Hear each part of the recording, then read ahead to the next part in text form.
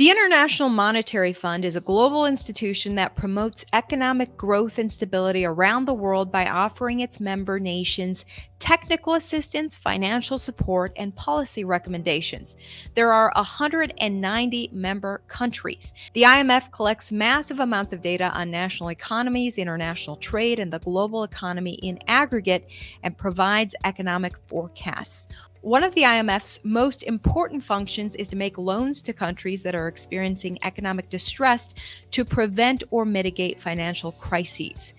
The IMF origin. The IMF was originally created in 1945 as part of the Bretton Woods Agreement. The goal was to encourage international financial cooperation by introducing a system of convertible currencies at fixed exchange rates. The dollar was redeemable for gold at $35 an ounce at the time. When the dollar decoupled with gold, the IMF allowed the market forces to determine the value of currencies relative to one another. This system remains in place today. IMF's objectives. The IMF has several objectives. It is a gatekeeper. Countries were not eligible for membership in the International Bank for Reconstruction and Development, or IBRD, a World Bank forerunner that the Bretton Woods Agreement created in order to fund the reconstruction of Europe after World War II, unless they were members of the IMF. Of course, if any country wants to be a member of the IMF, they must abide by agreements and rules. Global Auditor. The IMF collects data on national economies, international trade, and the global economy. They analyze the economic growth or lack thereof of countries, regions, and the world.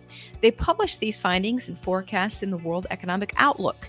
They are accompanied by lengthy discussions on the effects of fiscal, monetary, and trade policies on growth prospects and financial stability. The goal is to guide investors, policymakers, governments, and the international community on what they should do to nurture economic growth. Capacity building. The IMF provides technical assistance, training, and policy advice to member countries. Training includes data collection and analysis. Any data collected as a result of training is added into the IMF's project of monitoring national and global economies. Lending. The IMF lends money to countries that are experiencing economic challenges to prevent or mitigate financial crises. Where do they get the money that they lend? From member countries. Like any loans, a country that needs assistance needs to make reforms approved by the IMF to increase their growth potential and financial stability. Of course, the institution is not free of criticism. Many believe that the loan is a way for the IMF and the biggest contributors to control other countries. Nobel Prize-winning economist Joseph Stiglitz, in his 2002 book, Globalization and Its Discontents, claimed that the IMF is to blame for failed development policies implemented in some of the world's poorest countries. For example, in the Asian crisis of 1997, many countries such as Indonesia, Malaysia, and Thailand were required by the IMF to pursue tight monetary policy and tight fiscal policy to reduce the budget deficit and strengthen exchange rates. However, these policies caused a minor slowdown to turn into a serious recession with very high levels of unemployment. Indonesia was one of the worst cases. The IMF offered Indonesia $43 billion, demanded the closure of 16 privately owned banks, and required that interest rates be raised. The closure of the 16 banks triggered a run on other banks. Indonesians panicked, and it forced the central bank to provide large credits towards the remaining banks to avert a banking crisis.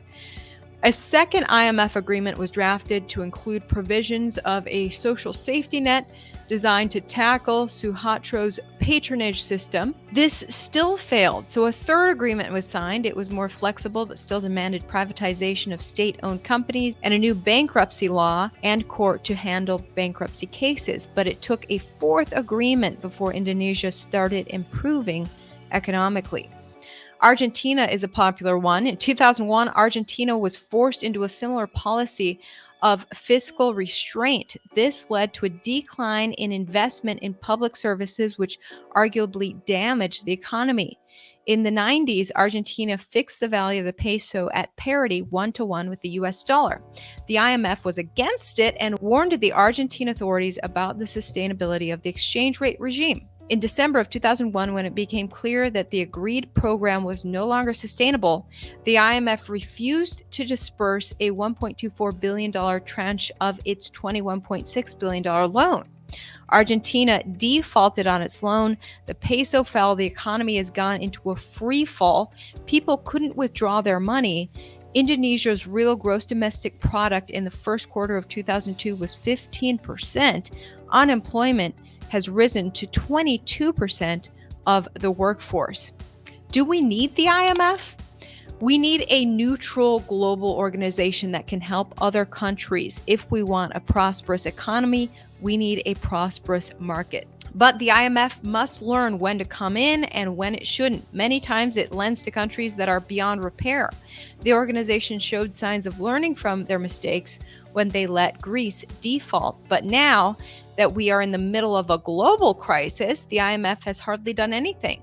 They committed $1 trillion lending capacity, but have not done anything that could help us all to recover and prevent another pandemic. Many feel IMF has to evolve or be replaced.